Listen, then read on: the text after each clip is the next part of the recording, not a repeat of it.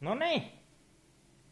Siinä potilas Saarinen kaivettu esille. Ei oo kyllä mitään ihmeellistä saatu sen jälkeen aikaiseksi, kun heitettiin maalia pintaan kauan sitten, mutta tässä on nyt takakontin luukku on purettu. Tämähän on kertaalleen maalattu niin kuin minun aikana uusiksi samaa väriä. Sen näkee täällä, että ei ole purettu luukkua, kun on maalattu. Jotenka minä sen sitten päräytin atomeiksi ja putsataan tämä ja karhennetaan pintaa ja vetästään samalla lailla, tai ei samalla lailla, mutta yritetään saada mustaa maalia tuohon pintaan silleen nätisti.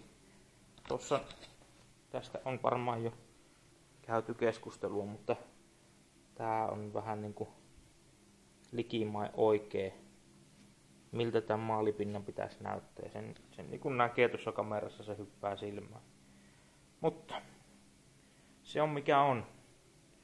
Jos se saadaan maalattua semmoiseksi samanlaiseksi nätiksi, niin hyvä homma. Sitten jatketaan ovien kimppuun ja sama suoritus. Puretaan kaikkia maalataan. Ja siitä seuraa, että tää sitten hiotaan ja mahdollisesti maalataan uudestaan. Mitä tässä nyt on tullut tehtyä tai ei tehtyä? Oikeastaan niin täällä on noita purettuja osia jemmassa ja johtosarja on edelleenkin säretty versio paikallaan, mutta ehjä on olemassa, mutta sitä en laita ennen kuin mä saan sen tuosta tulipellistä läpi ja turvaan, etten mä vahingossakaan hajota sitä enää. Tuulilasin pyyhkiä moottorin sain paikalleen. Kuten näkyy, se on vaan palautettu, ei ole maalailtu eikä mitään. Se saa olla tommonen. Jos se nyt rupeaa häirittämään, niin laitetaan sitten vaikka vähän lipstikkaa siihen päälle, että se näyttää hyvälle. Mutta tämän näköistä täällä. Tohon meinasin lukon laittaa, mutta sitten ajattelin, että en laita, kun se näyttää oksennukselle. Silleen ihan kevyesti. Se on tässä. Niin tämä silleen pintapuolisesti hiekkapuhalla ja vetää sen maalin siihen pintaan, että se näyttää paremmalle.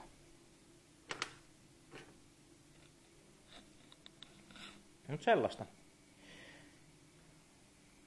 Niin joo, tossa on toi rälläkkäkin, kun toi on toi pakoputke lämpöpelti, niin siihen oli rötvätty aika lailla massaa kauttaaltaan, niin putsasin sen pois ja nyt pitää vielä toi sisäpuoli niinku. Tää tulee pakoputkeen vasten, niin tosta vielä toi massaa kai toi jotakin on tohon suihkittu. Niin toi ottaa pois siitä ja sitten lämpömaalilla mustaksi ja ei kun alustaan. Ja siinä samalla kun toimitaan auto alla, niin on myöskin tarkoitus laittaa bensaletkut sinne. Nyt on oikeita kamaa. Ei laiteta kupariputkea, joka ei on niinku. Siis toi on milliputkea ja tää on tuumaputkea. Niin AN8 ja sitten on AN6, niin 8 syöttö ja 6 paluu tohon tankkihässäkkä. Ja tuohon originaalin paikalle laitetaan suodatin, niin toi kova linja tulee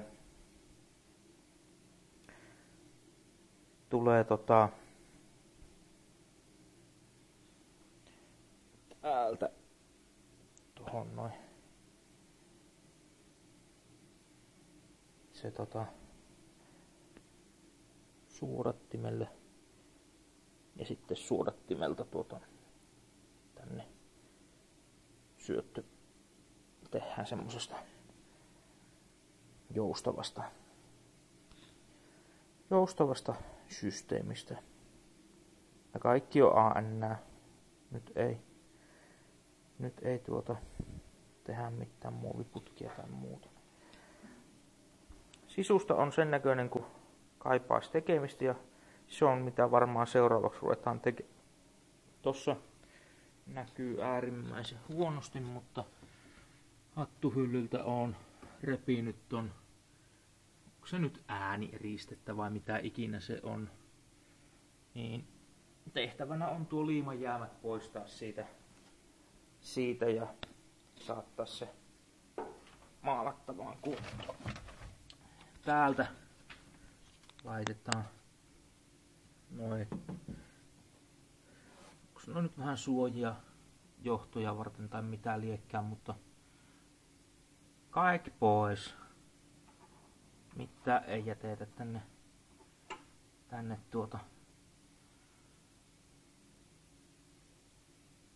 palaamaan tai painoksi.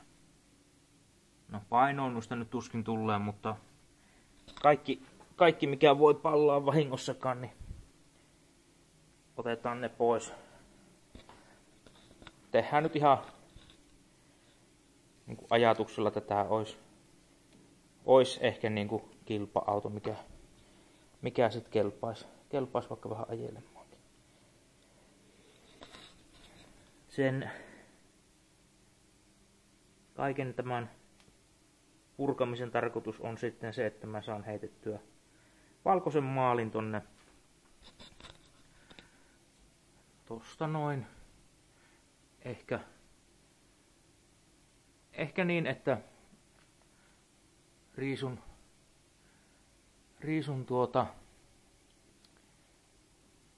kaikesta äänieristeistä ja johoista ton katon ja nämä A-pilarit. Ja voi olla, että mä maalaan niinku kertarykäisyllä silleen tän etupään. Tohon tulee hylly turvakaarelle. Niin, siis no, tähän näin. Niin sen alueen jätän siitä maalaamatta ja siitä niinku tänne takaisinpäin sais maalattua, niin pystyis laittamaan tonne tulipeltiin. Itse asiassa vois vaikka yrittää maalata tänne lattiaakin jonkun matkaa. Siinä on vaan se, että koittaa saada silleen, että ei sitten sotke itse siinä kun maalailee. Kaiken näköistä. Voi olla, että laitetaan oviaukot edestä umpeen ja sitten maalataan takaovien kautta keula. Jotain sen tapaista ja saadaan niinku tuo maalausraja sitten tähän näin. Kauhean pölystä täällä. Mutta tää on niinku nyt mitä on niinku suunniteltu. Oviaukot olisi nyt niinku ready. Ovet voi laittaa näihin sit kun ne on maalattu paikalleen ja koko kori ja ovet maalataan vielä kertaalleen yhtenä, että siihen tulee sitten yhtä hyvä tai huono maalipinta kaikkialle ja näitä pitää vähän hioa vielä ja samalla lailla kuin kaikkiin muutakin. semmonen yhtenäinen luukki. Mutta sit se alkaisi niinku pikkuhiljaa olemaan siinä kunnossa, että siihen voisi niinku laittaa tavaraa. Niinku tankin täyttöputkeen ja tosiaan tankki on menossa alle, kun saadaan kilkkeitä. Sinne on kaikki maalatut osat, lokarin kiinnikkeet. Tarpeita kyllä on.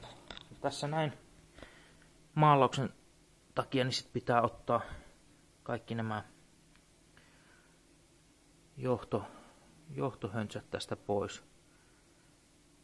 Viedä tuonne sivuun, että saadaan tämä putki maalattua tästä, poikkiputki, niin tulipelti ja tää rattiputki, mikä tää nyt ikinä sit onkaan oikealta nimeltä. Niin ne vetästään maaliin ja johdot turvaan. Täällä on vähän mustaa maalia saanut, kun on vähän laiskuutta, niin jättänyt suojaamatta. Tätä lattiapitumia mä tuskin saan irti. Mulla ei oo kylmäjäätä. Ei nyt ainakaan suoraan saatavissa. Työpaikalla sitä on, mutta sitä menee siellä sillä lailla, että sitä tuskin pystyy ostamaan kotikäyttöön, joten se pitäisi sitten ostaa jostain Voikoskelta. En tiedä. Mutta semmosia suunnitelmia.